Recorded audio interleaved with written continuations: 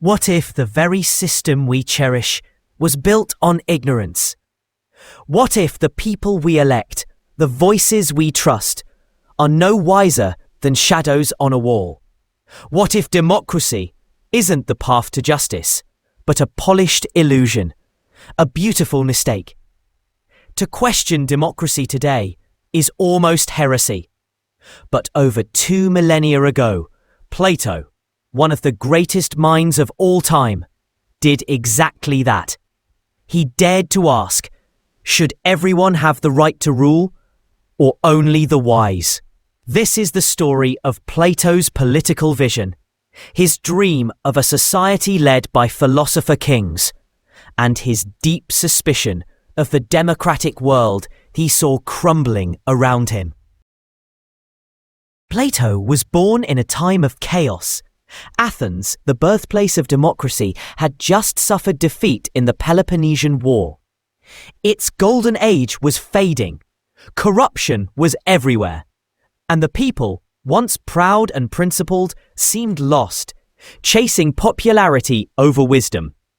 Plato's mentor, Socrates, was sentenced to death by a democratic jury. His crime? Asking too many questions. That trial haunted Plato for the rest of his life. To him, it wasn't just a personal loss. It was a symbol of everything wrong with democracy. The people had killed the wisest man in the city. In his masterpiece, The Republic, Plato compares democracy to a ship lost at sea. Imagine a crew of sailors, all fighting for control of the wheel. None of them know how to navigate. None of them care to learn. But they shout the loudest. They flatter. They promise. And the one person on board who actually understands the stars and the sea, the navigator, the philosopher, is ignored. Or worse, mocked. This, Plato says, is democracy. A system where charisma wins over competence. Where the majority, often uninformed and impulsive, holds all the power. Where truth is drowned in noise and freedom without wisdom spirals into chaos. For Plato, democracy is dangerously close to mob rule. A system that inevitably leads not to freedom, but to tyranny. Plato outlines 5 types of government in a clear hierarchy. 1. Aristocracy.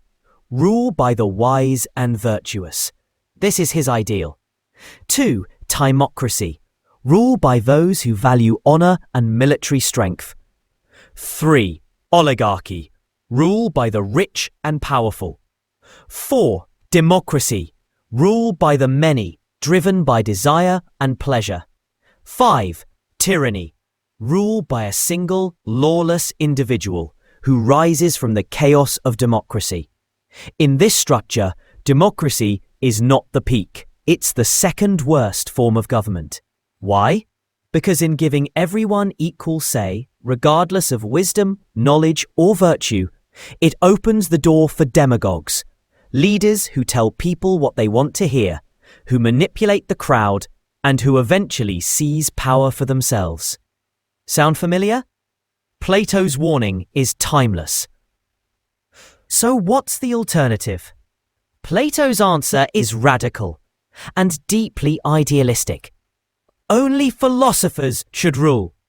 Not the ones who sit in ivory towers lost in theory, but true philosophers, those who love wisdom, who seek truth above all else, who are trained not just in logic and reason, but in virtue, justice, and self-control. These are the philosopher-kings. They don't crave power. In fact, they must be reluctant to rule. Because those who seek power for its own sake, Plato says, are the last people who should have it. The philosopher-king leads not to dominate, but to serve the good of all.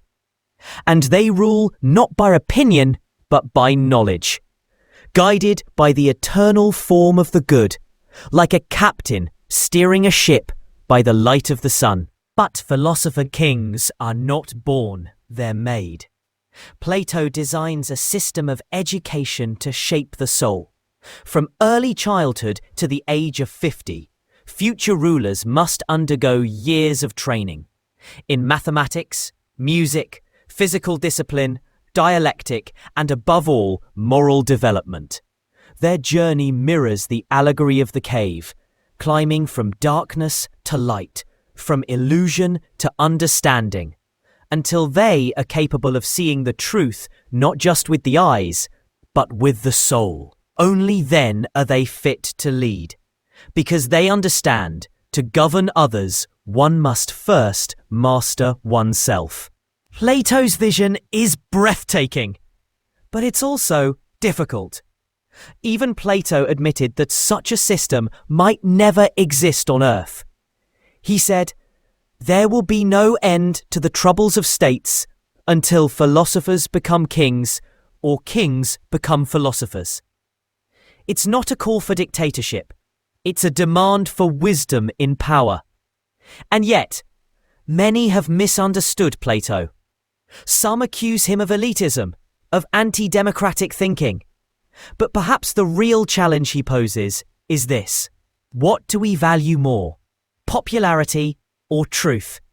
Noise or reason? Freedom or wisdom?